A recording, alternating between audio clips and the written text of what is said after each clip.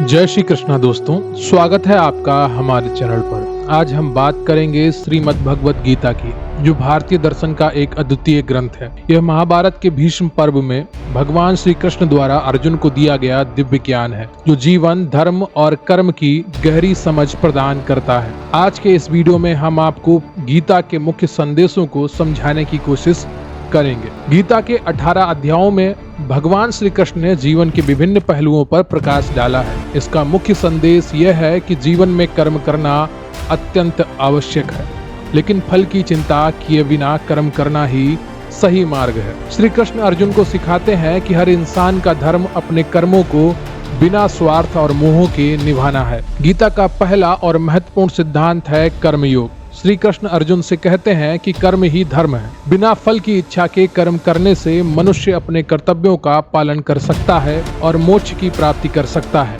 यह संदेश हमें यह सिखाता है कि जीवन में हमें केवल अपने कार्य पर ध्यान देना चाहिए और उसके परिणाम की चिंता नहीं करनी चाहिए। दूसरा महत्वपूर्ण सिद्धांत है भक्ति योग। भगवान कृष्ण अर्जुन को बताते हैं कि परमात्मा की भक्ति में मन को लीन कर देने से व्यक्ति अपने सभी बंधनों से मुक्त हो सकता है। श्री कृष्ण कहते हैं, जो मनुष्य ईश्वर पर विश्वास रखता है और पूरी श्रद्धा के साथ भक्ति करता है, उसे जीवन में सभी कठिनाइयों का समाधान मिल जाता है। तीसरा महत्वपूर्ण सिद्धांत है ज्ञान योग। यह सिद्धांत व्यक्ति को आत्मा और परमात्मा के ज्ञान की ओर प्रेरित करता है। श्री कृष्ण अर्जुन को बताते हैं कि आत्मा अमर है, शरीर नाशवान है। जीवन और मृत्यु के चक्र से मुक्ति पाने के लिए हमें आत्मज्ञान की प्राप्ति करनी होगी। यह ज्ञान हमें यह समझाता है कि आत्मा शरीर से परे है और परमात्मा का अंश है।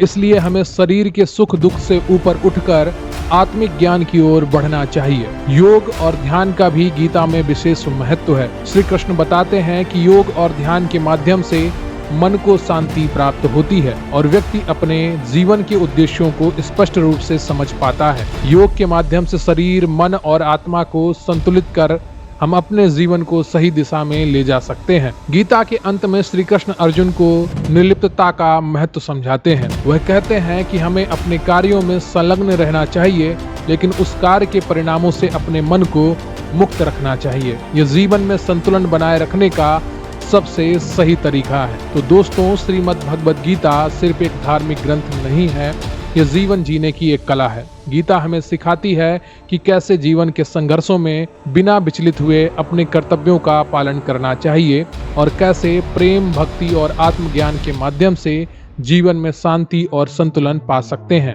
अगर आपको यह वीडियो पसंद आया हो तो इसे लाइक करें, अपने दोस्तों के साथ शेयर करें और चैनल को सब्सक्राइब करें। मिलते हैं अगले वीडियो में, तब तक के लिए जय श्री कृष्णा, जय हिंद।